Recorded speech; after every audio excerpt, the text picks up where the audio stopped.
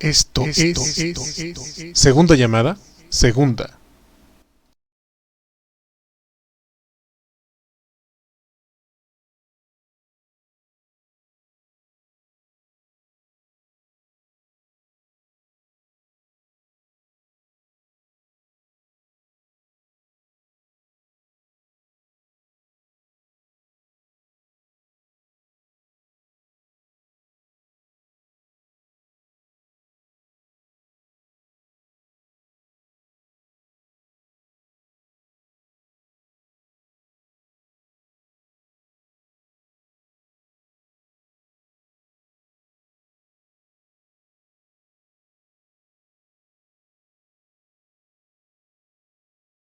Esto es tercera llamada, tercera llamada.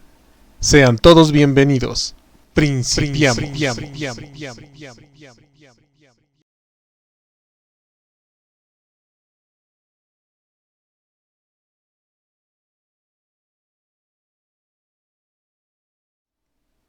Hola, sean bienvenidos una vez más a una emisión de Miércoles de Chicharrón, aquí en ¿A poco no?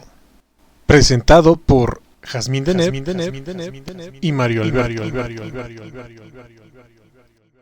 ¿A poco no? Comunicación de la ciencia.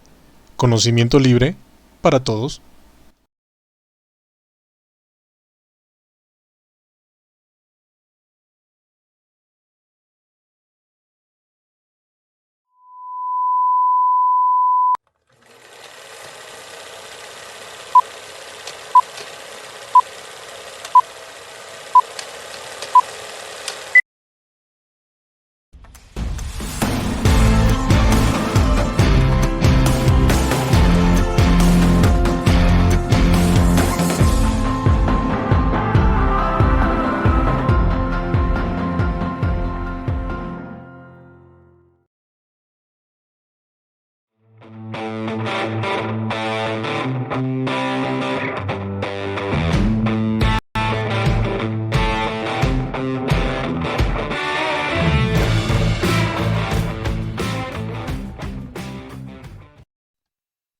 ¿Qué tal? ¿Qué tal? Muy buenas noches tengan todos ustedes. Estamos transmitiendo totalmente en vivísimo desde México DF para Tutti el Mundi. Bueno, ya no es DF, lo que pasa es que se me queda siempre con lo de la locución, se me queda lo del DF, pero es la Ciudad de México y estamos en vivo a las 8 horas con 4 minutos este 26 del 1 del 2022. Mi nombre es Mario Alberto, soy cofundador de esto que se llama ¿A poco no? Y el día de hoy pues presentamos este que acabó siendo programa, aunque era un seminario y luego más bien webinario. Y de repente al programa, quién sabe qué número, ya se hizo, válgase, ya se hizo programa. Pero en fin, total, ahí andamos, totalmente en vivísimo. Entonces, el día de hoy vamos a tener crianza, conciencia, explorando las neurocosas de la parentalidad. Ajá, sí, todo eso. Va a estar bastante bueno. Nos lo va a presentar la doctora Trudy Edith Ávila Scholz. ¿Verdad? Siempre me equivoco. Scholfet. Entonces, ahí vamos a ver cómo nos va en el alemán. Ojalá no nos hable mucho en alemán porque yo no sé nada, pero Jazmín sí sabe algo. La doctora de Neurtigosa va a estar, como siempre, moderando. Y pues, rápidamente nada más les presentamos que nuestros productos están en la parte de productos ahí en 3 veces w.apocono.mx y vamos a tener en impresión 3D, lo voy a andar promocionando cada que pueda, algo que se llama, o le vamos a llamar Selfie 3D o Selfie 3D o autorretrato o más bien retrato 3D, porque vamos a escanear o vamos a tener la posibilidad de escanear a cualquier persona y imprimirla imprimirla en un busto o en una figura de 10 hasta 25 centímetros. Así que ustedes dirán, si se anotan, va a estar bueno. Más o menos como esta del centro, así, pero ustedes así, como quieran ir vestidos. Totalmente en vivo. Así que basta de esto y vamos a darle paso a la doctora que anda por aquí. Aguánteme. Exacto, muchísimas gracias. Activamos sus audios y nos vemos al rato. Chai.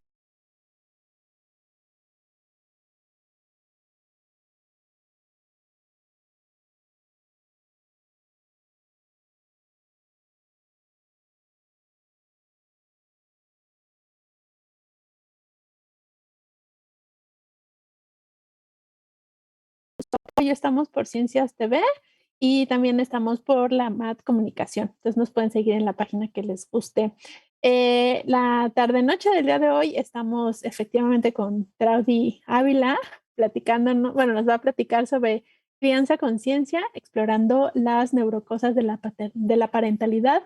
Les recordamos que en cualquier momento pueden hacer sus comentarios o sus dudas en el chat y cuando la doctora Traudy nos termine de dar su presentación, pues vamos a ir a la parte de las preguntas.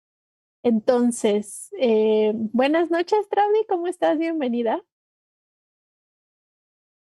Hola, muy buenas noches, Deneb. Muchísimas gracias por la invitación. Es un placer para mí estar aquí y compartir contigo, con Mario Alberto y con tu público.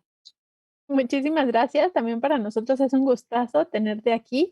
Y bueno, voy a presentar a la doctora. Ella primero estudió biología por la Benemérita Universidad Autónoma de Puebla y luego hizo un doctorado en ciencias con especialidad en neurobiología celular y molecular por el CIMBESTAB en la unidad de Zacatenco. Entre muchas de las cosas que ha hecho, ha sido profesora por hora clase y también de tiempo completo en la Facultad de Ciencias Químicas de la Universidad Autónoma de Chiapas. También ha realizado, bueno, es diplomada en parentalidad, apego y desarrollo de la infancia, integrante del colectivo Activistas por la Infancia. Y también es integrante de la Comisión de Primera Infancia del Sistema Municipal de Protección Integral de Niñas y Niños y Adolescentes en la ciudad de San Cristóbal de las Casas, Chiapas. Finalmente, para ser breves, es miembro del Consejo Consultivo de CIPINA en el estado de Chiapas. Si lo recuerdan, nuestro miércoles de chicharrón pasado también estábamos allá bueno, nuestro invitado estaba en Chiapas, entonces hoy estamos con Chiapas, vamos con todo. Recuerden que pues prácticamente hay científicos mexicanos y profesionistas que hacen cosas relacionadas con ciencia en todo el mundo. Pues listo, ya no les voy a echar más rollo. Muchísimas gracias por estar aquí, a todos ustedes. Entonces, cuando estés lista, Traudy, vamos a compartir pantalla y mientras vamos a un breve video, no se vayan y comenzamos.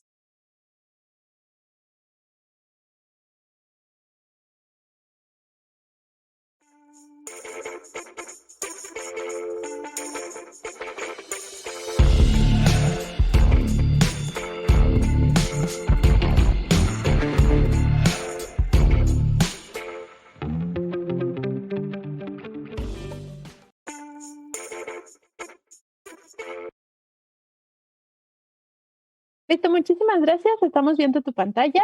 Empezamos con Crianza Conciencia. Adelante. Pues de nuevo estoy muy contenta de estar aquí y poderles hablar un poco sobre algunos temas relacionados a la parentalidad. Y yo estoy muy segura de que muchas de ustedes o muchos de ustedes han de pensar, se equivocó, quiso decir paternidad o maternidad, pero vamos a hablar, vamos a dar una pequeña introducción para ir develando las historias asociadas a tres conceptos. Y el primer concepto es el de las neurocosas. ¿Qué son las neurocosas? En realidad es un poco llamar la atención o hacer más accesible sin dejar de ser tan apropiada, llamar la atención de las personas que me rodean para que sepan que en la crianza también hay neurociencias. Y de esto va la presentación. Y vamos a definir tres conceptos. El primero va a ser el de la neurociencia, luego vamos a describir el de la crianza y por último el de la parentalidad. ¿Qué es la neurociencia? La neurociencia es un conjunto de ciencias, es una gran caja, es una caja enorme que contiene a muchas disciplinas o muchas otras ciencias que están contenidas en esa gran caja.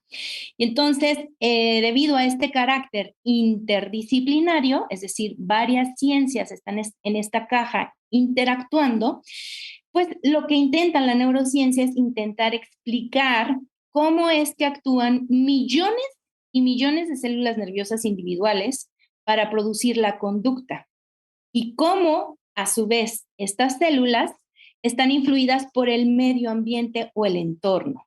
¿Ok? Ahora, como ven en esta diapositiva, ¿Se alcanza a ver? Sí. Tenemos aquí, bueno, yo les puse unas cajitas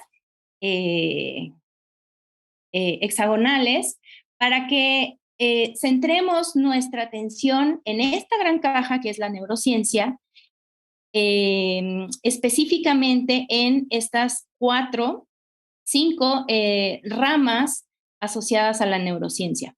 La neurociencia del desarrollo, que como su nombre lo indica, pues es describir cómo el cerebro se va formando, cómo crece y cómo se modifica en respuesta al entorno. Luego tenemos la neurociencia cognitiva, que trata sobre cómo el cerebro crea y controla el pensamiento, el lenguaje, cómo resuelve los problemas y cómo aprende, cómo se forma la memoria.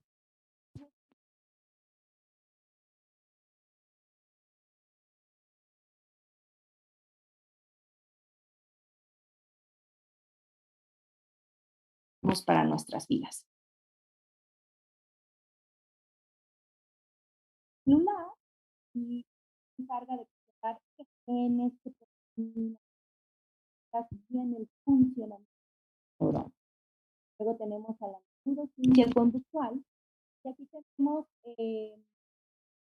que esta rama de la neurociencia se encarga de examinar las áreas y los procesos, esto es muy importante que lo tengan presente, del cerebro que subyacen, es decir, que son la base de la conducta animal.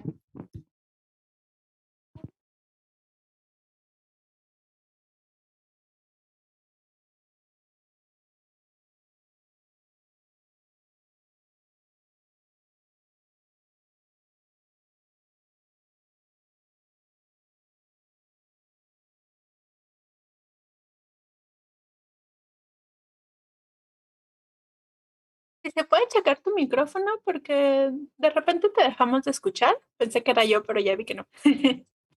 Ok. Listo, ya te escuchamos. ¿Ya? Ok. Entonces les decía que había dejado a las neurociencias afectivas, no por casualidad, sino más bien intencionalmente, al último, porque justamente en estas es en donde se ha dado una explosión de investigaciones en los últimos 20 años. Y entonces, ¿qué es la neurociencia afectiva? Este es el estudio de los mecanismos neurológicos de las emociones. O, dicho de otra manera, es el estudio de los mecanismos cerebrales que subyacen a la emoción y a cómo el organismo regula estas emociones. ¿Ok? Y todo lo anterior, todas estas cajitas que ven acá, cobran importancia, pues es ahí, en esta gran caja de la neurociencia, en donde un individuo es co-construido, un individuo bebé, niño y luego adolescente, o niña y luego adolescente, es co-construido a través de 2 conceptos con un otro adulto. El primero es la crianza y el segundo es el concepto de parentalidad. Entonces vamos a revisar primero qué es la crianza. Entonces la crianza, la palabra crianza deriva de creare, que significa todo lo que dice ahí, nutrir, orientar, instruir, dirigir. Y eso significa que la crianza se entiende como el conjunto de conocimientos, actitudes y creencias que los padres asumen en relación con la salud, la nutrición, la importancia de los entornos físicos y sociales y las oportunidades de aprendizaje en el hogar. Es sumamente importante que sepan que esto de las creencias llega a tomar un papel sumamente importante y la invitación es a que cambiemos esas creencias de cómo vamos a nutrir, orientar, instruir y dirigir a niños, niñas y adolescentes. Y ahora, esto significa que la crianza es un compromiso existencial, compromiso que adquieren 2 personas adultas en el caso de que sea una familia, digamos, en donde hay una mamá y hay un papá, Vamos a ver que en el ejercicio parental diversidad también es una palabra clave. Y entonces, bueno, esta definición quiero acotarla bajo esta visión. Y este compromiso adquirido por una o más personas adultas tiene la función de cuidar, proteger y educar a este nuevo ser vivo que ha llegado a nuestras vidas. Entonces, entendamos por cuidar el acto de poner atención y darle asistencia a una persona que por sus características necesita ser atendido. Eso es cuidar, ¿ok? Estar atento a lo que, en este caso, un bebé o mi hija o mi hijo necesita. Eso es cuidar. Según la OMS, es el conjunto de actividades y el uso de recursos para lograr que la vida de cada persona adquiera o reciba cada uno de sus derechos humanos. Entonces, eso es cuidar. Proteger es distinto. Cuidar es estar atento a las necesidades. Proteger es evitar que una persona no reciba un daño. Es decir, si yo dejo a mi bebé o a mi niño de 4 años en la cocina y dejo que cocine y encienda la estufa y quiere explorar qué se siente como buen científico, la estufa es muy probable que se vaya a quemar. Mi función como adulto es la de evitar que él se haga daño haciendo eso. Espero estarme explicando bien. Y por último, educar es hacerla de guía, de acompañante para cada niño, niña y adolescente, y eso le devuelve el protagonismo a este hijo o hija o hijos que nosotros tenemos a nuestro cuidado. Y después de haber definido la crianza, vamos a definir la parentalidad. La parentalidad es entendida, no hay una definición, el concepto está en desarrollo y no hay una definición como tal, pero quiero que la entendamos como yo la he estado estudiando. La distinguimos de la paternidad y de la maternidad. Ser mamá significa gestar un bebé, parir un bebé. Parir o que nazca un bebé por la vía que sea. Ser papá significa haber donado la mitad del material genético a través de tu espermatozoide y que tu pareja lleve ahí gestando el bebé. Esas son acciones inherentes de tu biología, pero la parentalidad se sugiere o se empieza a dibujar como un ejercicio de todos los días. Es decir, no es, mi maternidad es gestar al bebé y amamantarlo y parirlo, pero la parentalidad, el ejercicio de parentar a tu hijo está relacionado con esto que veíamos en las diapositivas anteriores. Cuidar, es decir, estar atento a las necesidades, proteger y educar. Educar, verlo como una guía, devolviéndole el protagonismo al niño o niña. Y entonces la parentalidad la dejé aquí en muchos colores, porque la parentalidad tiene una cualidad de diversa. Es decir, el ejercicio parental no es el mismo en una familia monoparental, no es el mismo en una familia en donde hay 2 papás o hay 2 mamás, o no es el mismo ejercicio parental cuando son familias reconstituidas, etcétera, etcétera. ¿Okay?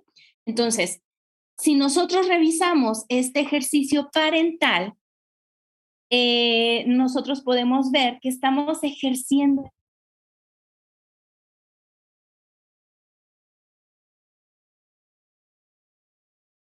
Y entonces, ¿por qué es tan importante hablar de estos temas? Aquí, ¿dónde están la neurociencia o lo neuro de las cosas? o de la crianza. Y entonces voy a introducirles, no le vamos a echar mucho, no le vamos a hincar mucho al diente, porque al final vamos a hacer una última revisión sobre esta teoría ecológica del desarrollo humano de Uri Bronfenbrenner, porque resulta que el niño que está aquí está al centro, digámoslo, aunque no propiamente en el centro, de este sistema o de esta ecología de la parentalidad, se relaciona en un ambiente inmediato con su mamá. Ojo, siempre en el ejercicio parental tenemos distintas diadas. Entendamos diadas como dos. Entonces, la diada de la mamá con el bebé es una y tiene características propias, intrínsecas de esa relación de dos personas, que son muy distintas a la diada del papá con el bebé, que será muy distinta a la diada que establezca, por ejemplo, el bebé con otro cuidador principal. Entonces, ese ambiente inmediato se llama microsistema. Después tenemos la conexión de microsistemas, es decir, la diada mamá-bebé con la diada papá-bebé, con los abuelos, con el bebé, etc. Luego vienen el ambiente indirecto, en donde el bebé no entra directamente en contacto con ese entorno, pero resulta que el papá o la mamá llegan súper estresados porque tuvieron un trabajo muy agotador el día de hoy, salieron tardísimo, no comieron. Ese estrés impacta directamente en la interacción o la relación vincular con su pequeño, y eso vamos a ver que tiene un impacto en el desarrollo del cerebro de este bebé. Luego viene el macrosistema, en el que aquí se ven los valores sociales y culturales. Aquí está el tema de que todos somos hijos del maltrato y la chancla es quien educa mejor. Y eso es lo que tenemos que modificar. Esa es la intención de esta charla. Y luego un sistema más, que es el cronosistema, que es los cambios a lo largo del tiempo. Es decir, esto es una época. Y bueno, si ustedes se dan cuenta en esta figurita, la idea es que el niño y el entorno interactúan de manera dinámica. Es decir, el niño se implica progresivamente en el entorno a través de la relación con sus papás o de la relación con sus cuidadores principales, ¿ok? Y entonces pero el niño a la vez va, hola, ¿sí? Pero el niño a la vez va modificando, porque va modificando el entorno, es decir, el niño recibe señales del entorno, pero él también influye. Entonces, esto implica una relación bidireccional, ¿ok? ¿Cómo estamos nosotros en el microsistema? ¿Cómo le hacen los papás para interactuar con sus hijos? Entonces yo, después de ser mamá, porque a mí la maternidad, como a muchas nos toca de distintas formas, me hizo ir a buscar, bueno, yo cómo es que trabajé tantos años con el cortisol, haciendo modificaciones en los canales de calcio dependientes de voltaje de bajo umbral de activación, y cómo es que no sé tantas cosas del cortisol respecto a la conducta. Entonces encontré inicialmente a una doctora muy, muy, muy importante en el tema de la neurociencia afectiva, que es la doctora Ruth Feldman. Si la buscan, seguro que la encuentran en muchísimas referencias. Y a mí me impactó saber que lo que yo había estudiado en mi trabajo social, en la universidad, pues tenía mucho que ver. Yo había visto la conducta materna en ratas, en unas cepas de ratas, y justamente todo esto que vemos aquí es este sistema subcortical mamífero que compartimos con el resto de los mamíferos y que nos hemos robado y lo hemos dejado en una cajita de tesoro muy, muy, muy adentro de nuestro cerebro, de nuestro encéfalo. Y entonces, esta región se llama, forma parte de una red o de unos circuitos que forman parte de un cerebro parental. Todo esto que ustedes ven aquí son las redes neuronales que conforman o que configuran el cerebro parental. ¿De dónde salió el cerebro parental? Pues resulta que tenemos un cerebro social y dentro de ese cerebro social hay hay otra gran capa de cebollita, pero este cerebro social le da a los cuidadores primarios partes de sus estructuras para que el adulto cuidador sea capaz de teorizar acerca de la mente de su bebé. Es decir, acuérdense, el bebé nace y no nace sabiendo contar, no nace sabiendo hablar, y entonces lo único que hace el bebé es llorar, reír, aventar cosas cuando va más avanzado en su desarrollo, pero no nos dice, mamá, cámbiame el pañal, ya se te olvidó. Papá, ya toca el baño. Me duele la panza, creo que tengo cólicos. Eso jamás va a pasar. Bueno, hasta el momento. Y entonces, nosotros como cuidadores adultos primarios desarrollamos, ojalá en el mejor de los casos, una cosa que se llama teoría de la mente, es decir, la capacidad para saber que el otro tiene una mente distinta a la mía y por lo tanto tiene deseos, tiene creencias y tiene necesidades distintas de las mías. Y yo necesito tener la habilidad de saber qué creencias, qué me quiere decir mi bebé cuando está llorando de una manera y no de otra, ¿ok? Entonces, esta red de la mentalización está aquí en azulito. Luego tenemos una red de la simulación internalizada que está constituida por la red la red de espejo o de las neuronas espejo y la red de la empatía. Y luego tenemos una red de la regulación de las emociones.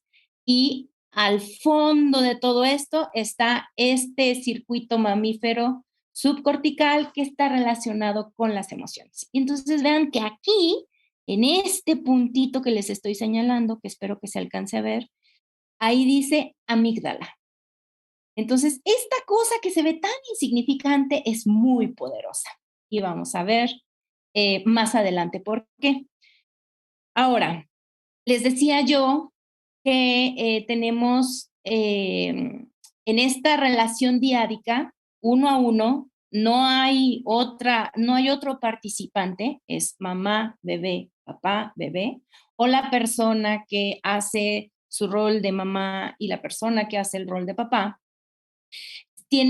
forma parte de un circuito virtuoso, diría yo. En donde el deseo es que todos los niños, niñas y adolescentes pasen por este circuito y sea menos cuesta arriba su interacción social con otras personas. Y entonces estábamos hablando de los bebés recién nacidos y aquí la palabra clave es el contacto. En el contacto de la mamá o del papá con el bebé se libera un neuropéptido llamado oxitocina, es una molécula súper chiquita, tiene 9 aminoácidos, altamente conservada a lo largo de la evolución, y que se ha adaptado a cada nicho, a cada especie, y en nuestro caso tiene una serie de funciones súper importantes. La oxitocina puede ser vista en casi todas las células del cuerpo y tiene varias funciones. La primera es preparar a la mamá para disparar la conducta materna. ¿Qué es una conducta materna? Pues las conductas son todas aquellas serie de acciones visibles que involucran movimientos musculares que culminan en la atención de las crías. Eso es más o menos la definición de conducta materna. La oxitocina también prepara para el parto. O sea, esto del parto es previo. Hay un pulso de oxitocina y eso induce el parto natural. La oxitocina también se libera con el contacto físico. La oxitocina es la llamada hormona del amor. ¿Por qué? Porque es una molécula que en el cerebro induce conductas prosociales. Ok. Y por último, la oxitocina es producida para inducir,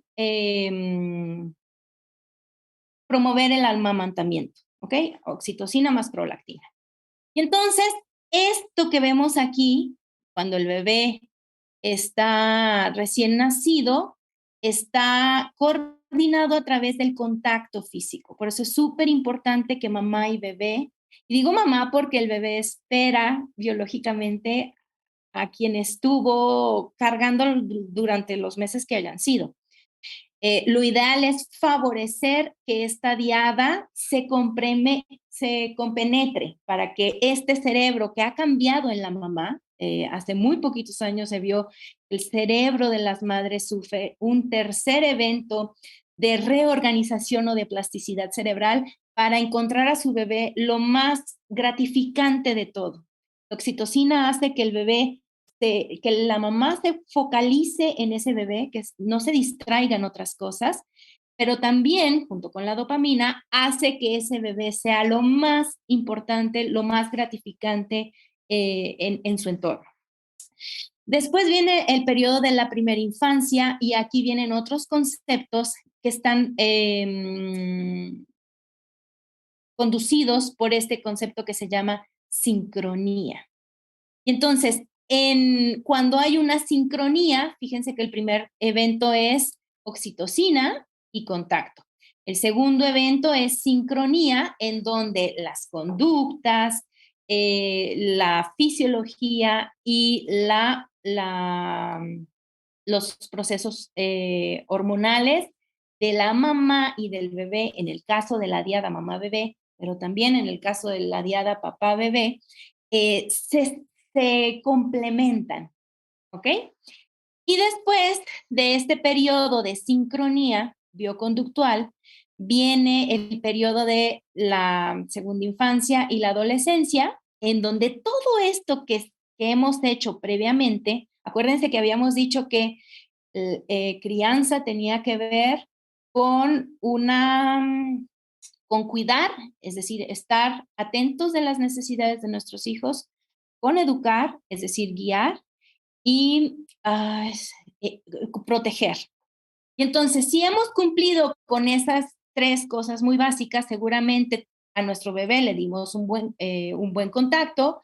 En la primera infancia logramos una sincronía en la diada y eso significa en la adolescencia que hay una mejor regulación de las emociones, hay una mejor regulación del estrés, hay una mayor sociabilización de ese niño una vez que es integrado en la sociedad y eso se traduce en bienestar.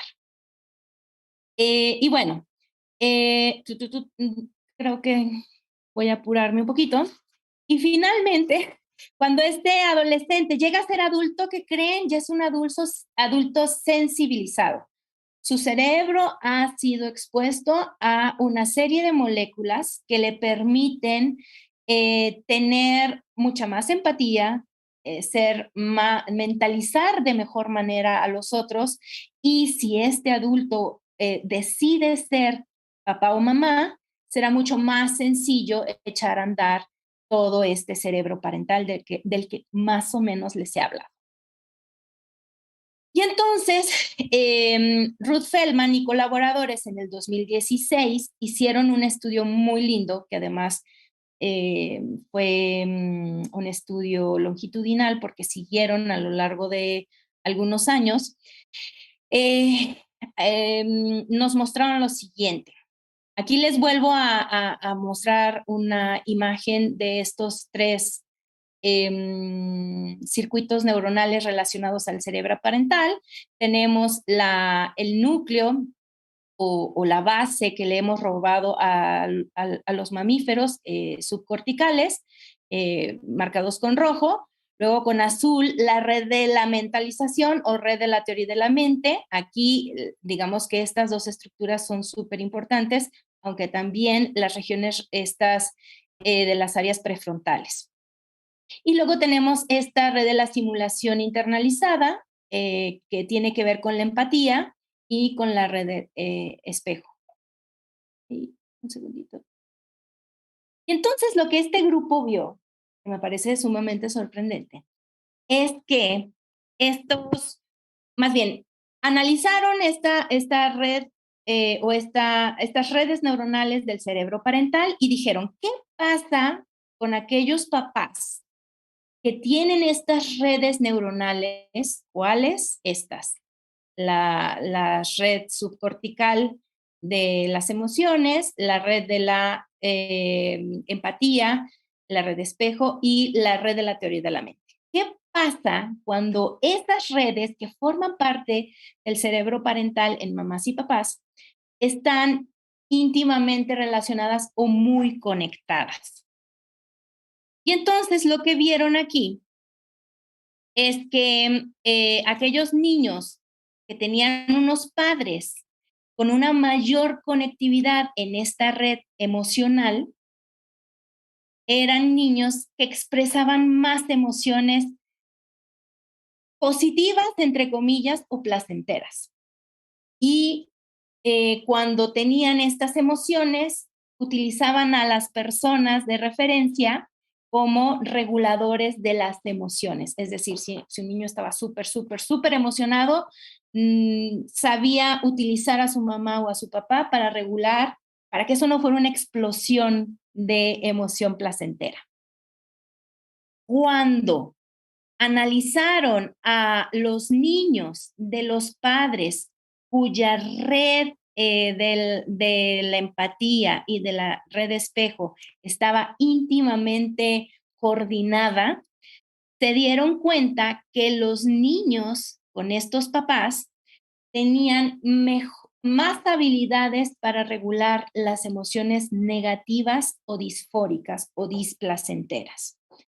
Y que además utilizaban estrategias de regulación de las emociones para regresar a su basal, digámoslo así, para encontrar su bienestar. Y luego, por último, hicieron lo mismo, pero ahora analizaron lo correspondiente a la red de la teoría de la mente. Y entonces vieron que estos niños cuyos padres tenían mayor conectividad en esta red de la teoría de la mente,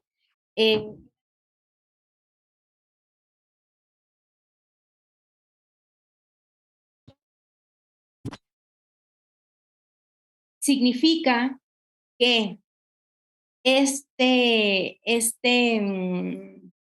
movimiento al que yo voy a llamar de los buenos tratos, y no porque se me haya ocurrido a mí, sino porque es un movimiento al que yo pertenezco, no salió de la nada.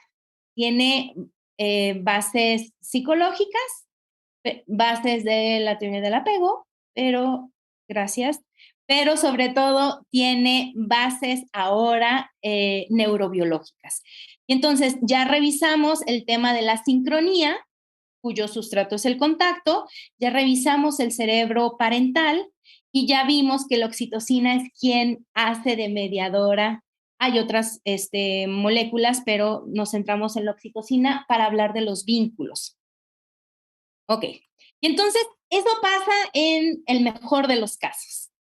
Pero vamos a hablar de lo que sucede cuando hay estrés de por medio. Yo les había hablado en una diapositiva, a unas diapositivas anteriores, que el resultado final es el bienestar.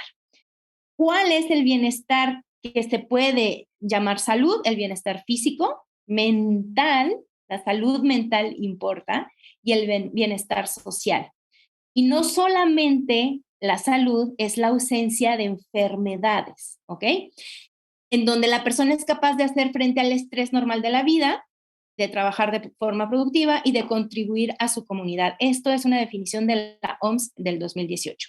Y entonces vamos a entender al estrés como esta demanda que le supone el entorno, poner a prueba las capacidades del individuo. Entonces tenemos aquí demanda del entorno, yo percibo, aquí la percepción es súper importante, percibo que mis capacidades están sobrepasadas por el entorno y esto me genera estrés. Y entonces me voy a ir súper rápido porque me queda muy poquito. El estrés lo podemos definir como eventos de vida adversos. La adversidad nos genera estrés. Pero, ojo, quiero que desmitifiquemos el estrés como algo para siempre y forever tóxico. El malo de la historia, el estrés. No, el estrés es súper importante para el aprendizaje, para el desarrollo. Es parte de nuestra vida y solo hay que saber cómo regularlo. Y entonces, me voy a la última frase que dice, el estrés moldea el cerebro, para bien o para mal. Y entonces, rápidamente, ¿qué influencias o qué cosas producen estrés? ¿O qué modalidades o qué cosas hay que considerar respecto al estrés? Primero, la duración. No es lo mismo que el estrés dure 15 minutos a que dure 4 días o que dure toda tu infancia. No es lo mismo que en referencia al contexto, no es lo mismo que el estrés suceda en tu casa con quienes te deben de cuidar a que suceda con alguien que no conoces. No es lo mismo que el estrés suceda en tus primeros años de vida o en la adolescencia a que te suceda cuando tienes 30, 40 años.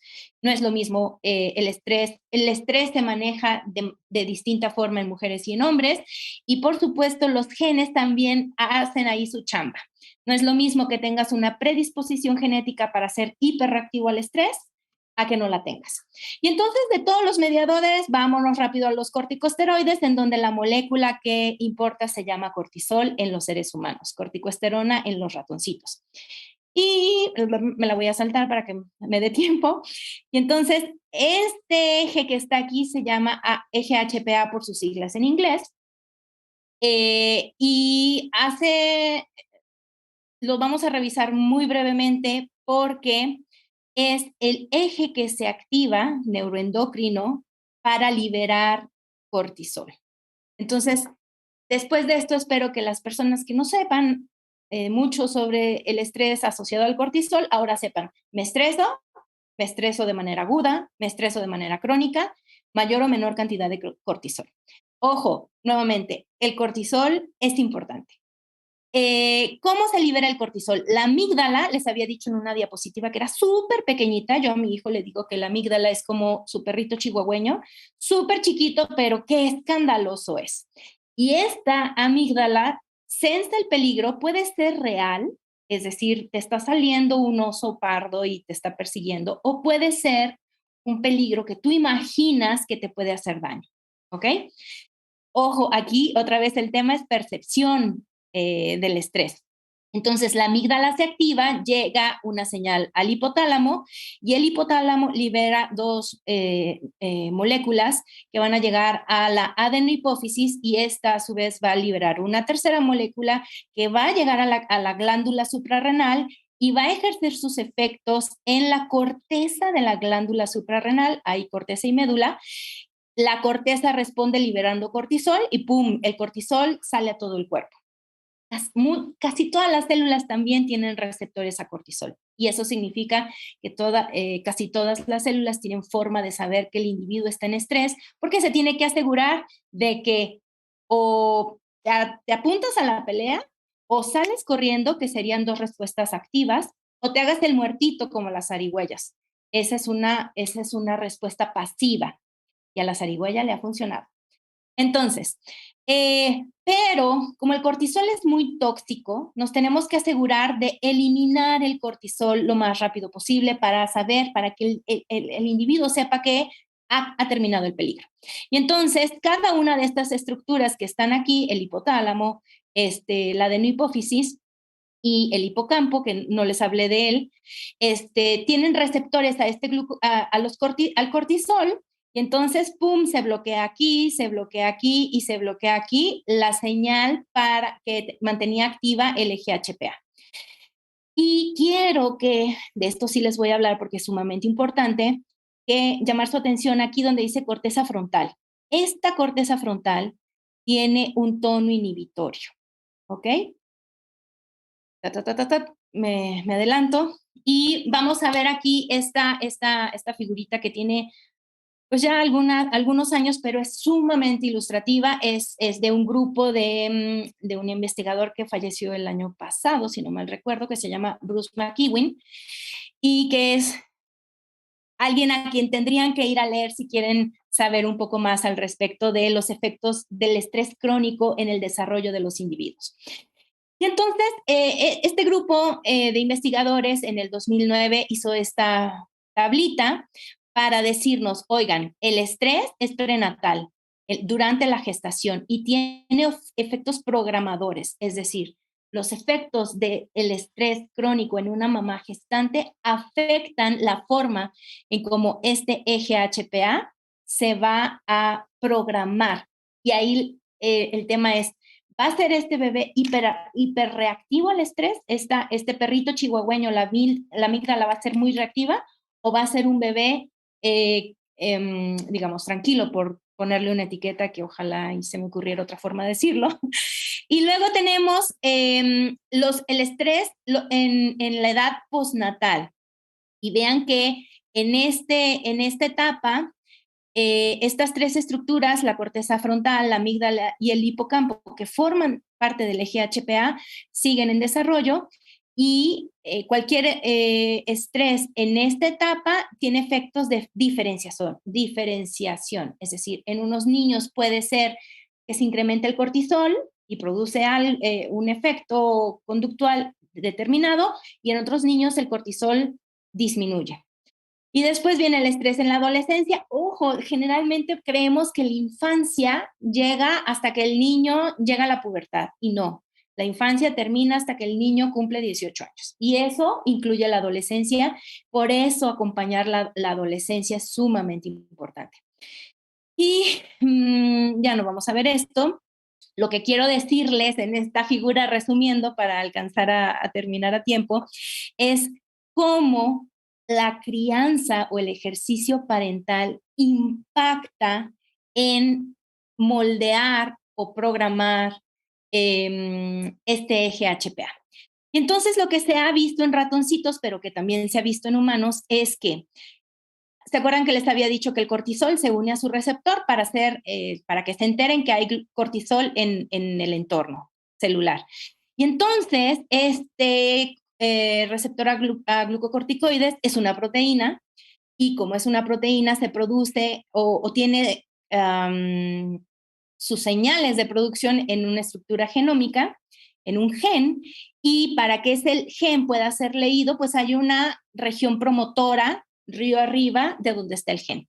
Y entonces, para que ese gen se reconozca y se transcriba y luego se traduzca, lo que sucede es que llega aquí una moleculita, un factor de transcripción, y se transcribe este gen, y aquí tenemos a un bebé o a una ratita, un ratoncito, que tiene una mamá con una muy buena conducta materna, es decir, los lame, los acarrea, les hace el nido, etc.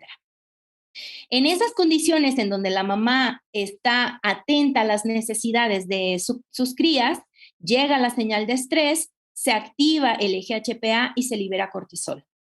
Cuando termina la respuesta al estrés, entonces el eje HPA se inhibe y hay menos cortisol. ¿Ok? Esto es la base. Pero lo que se ha visto en ratones, pero también en humanos, es que cuando las crías tienen mamás que no están atentas, en este caso la conducta maternal de estas crías está disrumpida, entonces lo que sucede es que se hipermetila la región promotora, y eso tiene el efecto de inhibir que este factor que está aquí llegue a la región promotora, se transcriba y se traduzca este gen.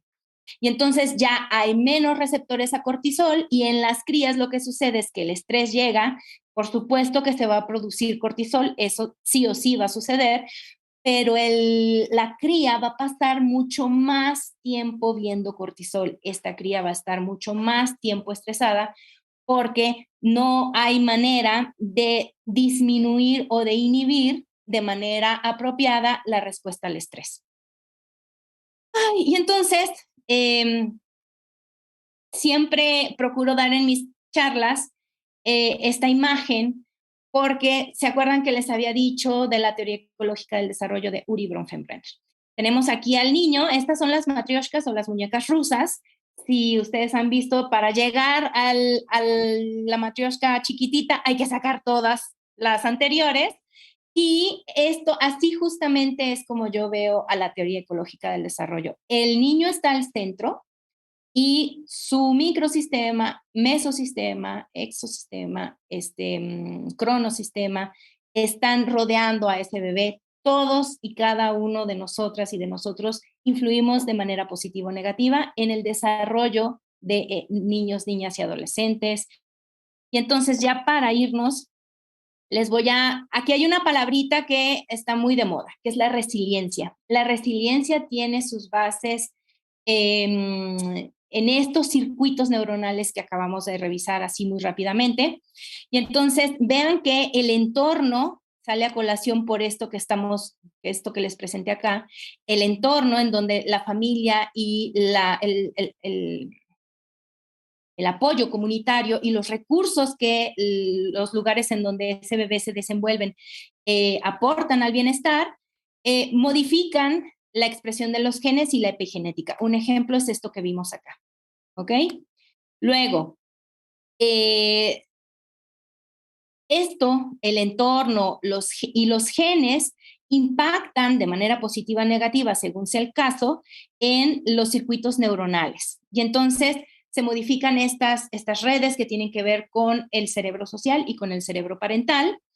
Y finalmente, si todo esto si hay un evento estresante y hay alguien que te escucha, que resignifica tu experiencia, que le da organización a lo que tú viviste, ya sea con un cuidador sensible o en posteriores intervenciones terapéuticas, lo que promovemos es la resiliencia de los seres humanos.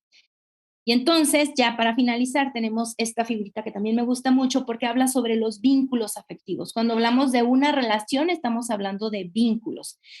Y de eso va el término de diada mamá-bebé. Vean que este niño puede ser sostenido por cada uno de estos lazos de estos niños y adultos o adolescentes que sostienen al final de estas cuerdas a este niño.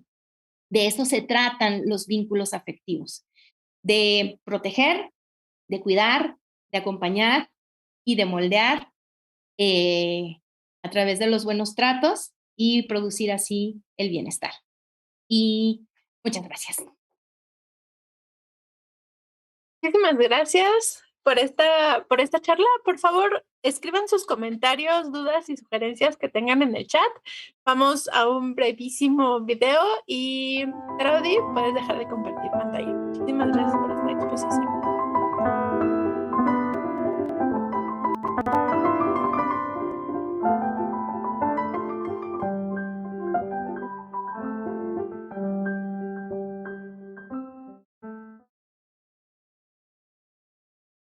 Bueno, pues estamos de regreso. Acabamos de escuchar la charla de Crianza Conciencia, explorando las neurocosas de la parentalidad. Me voy a animar a decirlo con la doctora Trauda Edith Ávila Schlottfeldt. Muchísimas gracias. Lo estaba practicando a tu charla. Les recordamos que estamos transmitiendo por la MOD Comunicación, por Ciencias TV y también por ¿A Poco No? Voy a pasar a la parte de las preguntas. Ahorita no había visto muchos en el chat, pero los leo. Nos preguntan, ¿qué influencia tiene el entorno cambiante tipo niños que viven en dos casas por tema de trabajo, por tema de divorcio, que tienen estas señales diferentes por todos lados? O los que son criados por cuidadores, abuelas, etcétera. Y ya finalmente los que pasan mucho tiempo en actividades escolares no familiares. ¿Qué pasa en su cerebrito? ¿Qué debemos de hacer? ¿Qué no debemos de hacer? Porfa. Ok. ¿Se acuerdan que en una de las diapositivas había un círculo moradito y la primera etapa era el recién nacido? Allí, en esa primera etapa, el contacto es súper importante. De hecho, a nivel nacional hay una estrategia de atención a la primera infancia. Es sumamente importante cuidar los 2 primeros años de vida. En realidad es hasta los 5, cuando el niño cumple 6, eh, justamente porque el entorno moldea, el entorno le da estructura al cerebro, hablando en términos de redes neuronales, pero también en términos de moléculas o hormonas. ¿Qué pasa cuando el, el entorno es cambiante porque los papás están en un proceso de divorcio? Justamente hace unos días hablé con un doctor español sobre el divorcio y los buenos tratos. El asunto aquí es que el niño o niña o adolescente no es evitar que pasen estas cosas, porque las parejas, si no se entienden y además viven violencia cotidiana, ese niño vive en estrés crónico, porque ver a tus papás peleándose y gritándose o maltratando uno al otro forma parte de una serie de ítems que se llaman experiencias adversas de la infancia. Y entonces esto modifica de manera importante este cerebro social. Pero aquí, como la idea no es poner en una burbuja a la infancia, sino que existan formas de que niños, niñas y adolescentes tengan a un otro que valide la experiencia y que la organice. Los buenos tratos es organización de la experiencia. Los buenos tratos no es que los niños siempre vayan felices y que nunca jamás en la vida alguien les hable feo o les pegue o los insulte. No se trata de eso. Los buenos tratos es organizar la experiencia de tu niño, niña y adolescente. Cuando hay un entorno cambiante, porque los papás se están divorciando y el divorcio está inmerso en violencia, entonces lo sugerible es que ese niño, niña o adolescente vaya, de entrada, que alguno de los papás haga su chamba de cuidar y proteger. ¿Se acuerdan que eso era parte de la acción de criar? Proteger, cuidar y siempre se me olvida, proteger, cuidar y educar. Entonces, si de plano ninguno de los dos papás puede hacer la labor de decir cómo te sientes, hijo, depende, por supuesto, de la edad. Les quiero decir que no hay una receta, no hay una receta mágica. Hay pautas, pero cada niño es un sistema, ¿no? Entonces, si ni la mamá ni el papá pueden hacer la chamba de, oye, mira, pasa, tu papá dijo esto, ¿cómo te sientes tú? O tu mamá dijo esto, ¿cómo te sientes tú?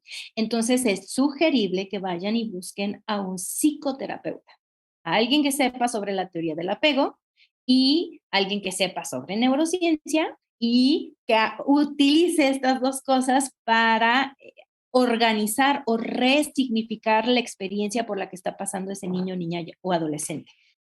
En términos de que los niños pasen mucho tiempo en el sistema escolar, pues bueno, lo ideal es que los primeros 2 años de vida ese niño niña no vaya a la escuela, porque adelantar la escolarización va en detrimento de la calidad de la sincronía. ¿Se acuerdan que en esta figurita circular de color púrpura había una palabra que decía sincronía bioconductual? Esa sincronía se logra a través de la conexión cerebro a cerebro de mamá y bebé o de papá y bebé. Les había yo dicho que el cerebro de las mamás durante la gestación se modifica gracias a las hormonas que modifican muchísimas cosas.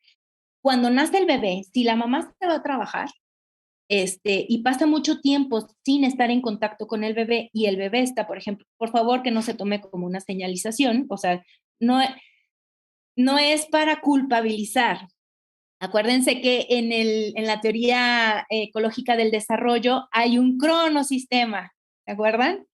Hay sistemas de sistemas en los que las personas, los individuos nos desarrollamos, pero si esa mamá se tiene que ir a trabajar, entonces esa mamá de entrada a los 3 meses se le acaba la leche. ¿Por qué? Porque el reflejo de la succión está íntimamente relacionado con la oferta y la demanda. 1, 2.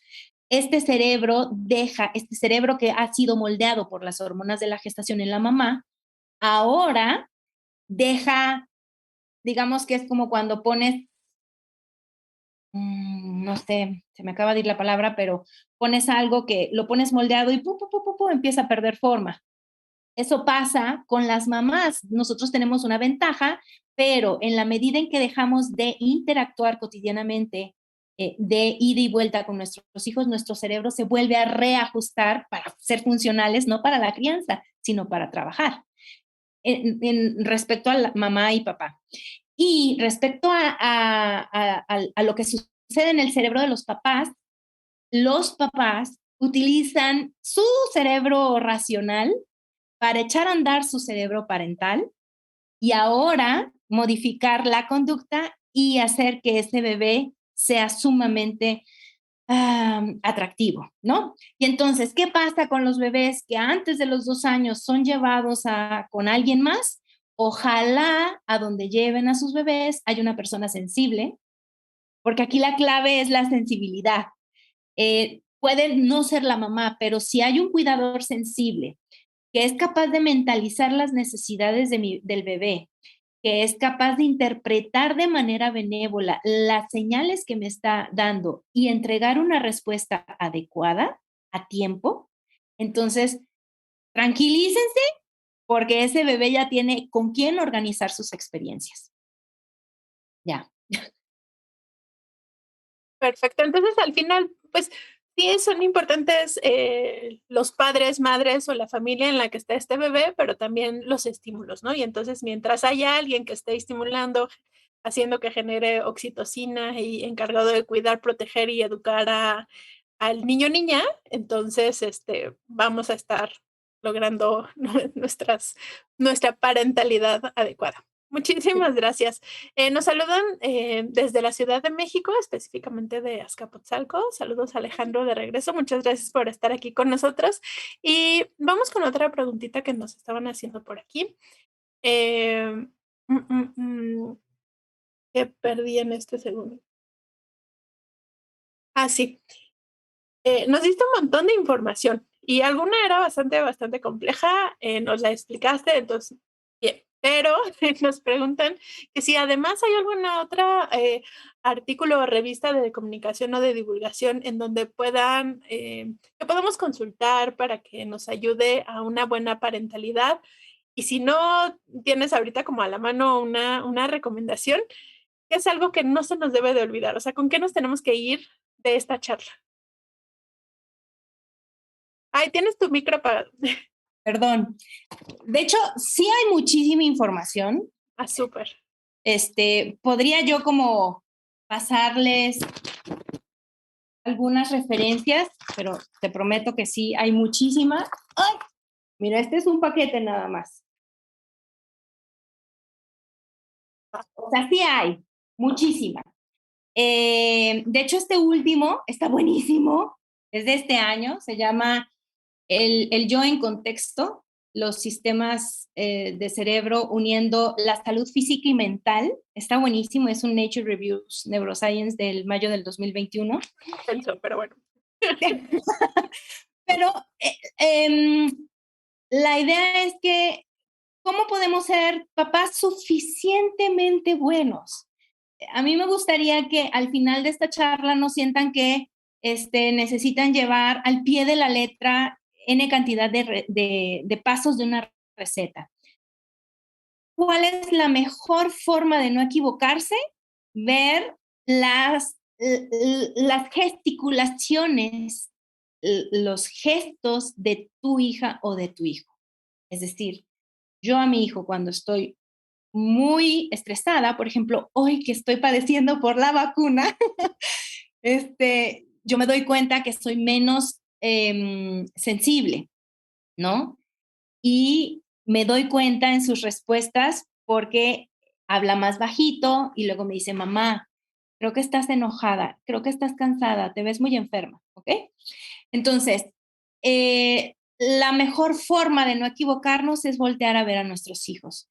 Pero yo añadiría que llevar un proceso de introspección con un otro que organice nuestras experiencias de vida es el primer paso.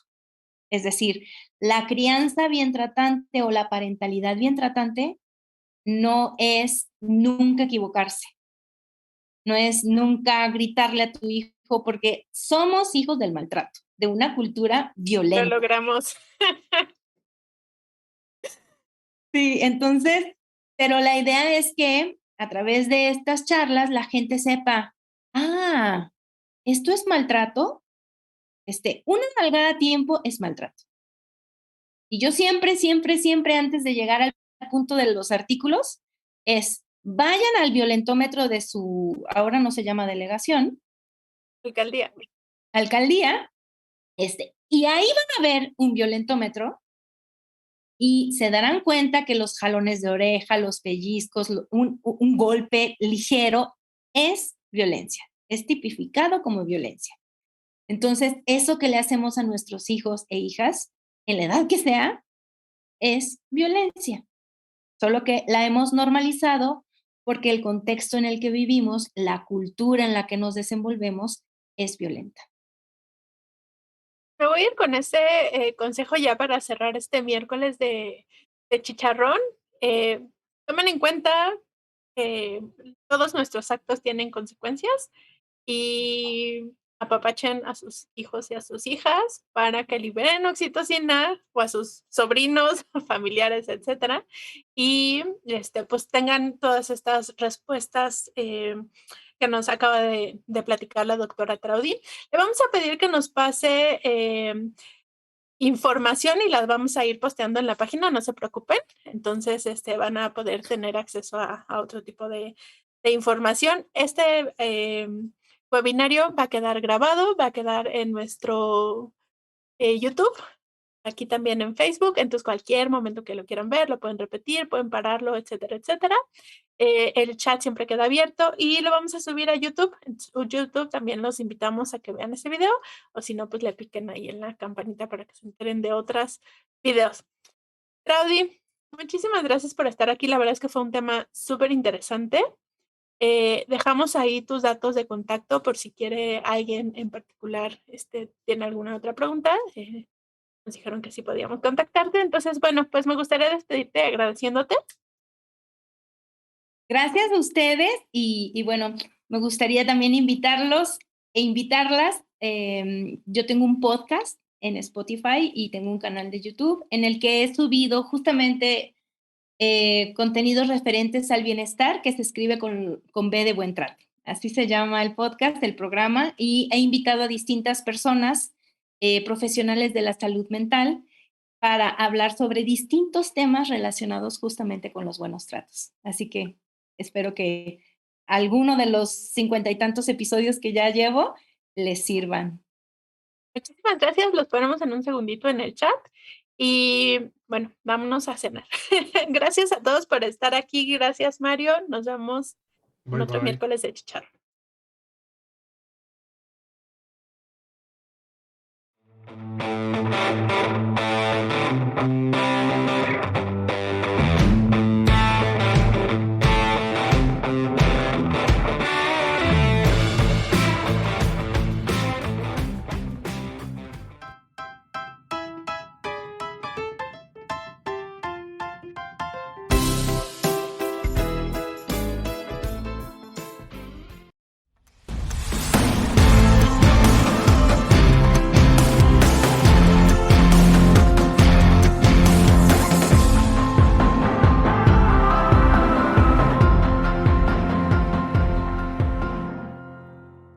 ¿A poco no?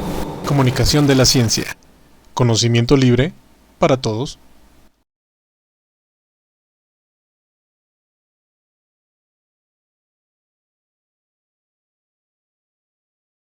Hola, mi nombre es Jasmine Denier. Soy bióloga, estudié en la Facultad de Ciencias de la UNAM y actualmente me dedico a estudiar moluscos. O dicho de otra forma, soy malacóloga y conquilióloga. Hola, mi nombre es Mario Alberto. Soy físico por parte de la Facultad de Ciencias de la UNAM. Y pues estamos aquí haciendo una empresita que llamamos A Poco No. También estaremos en algo de radio o haciendo algo de radio. Espero sea de su agrado. Será totalmente en vivo. Gracias.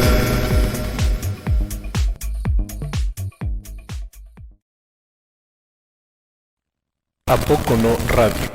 Otra forma de oír ciencia.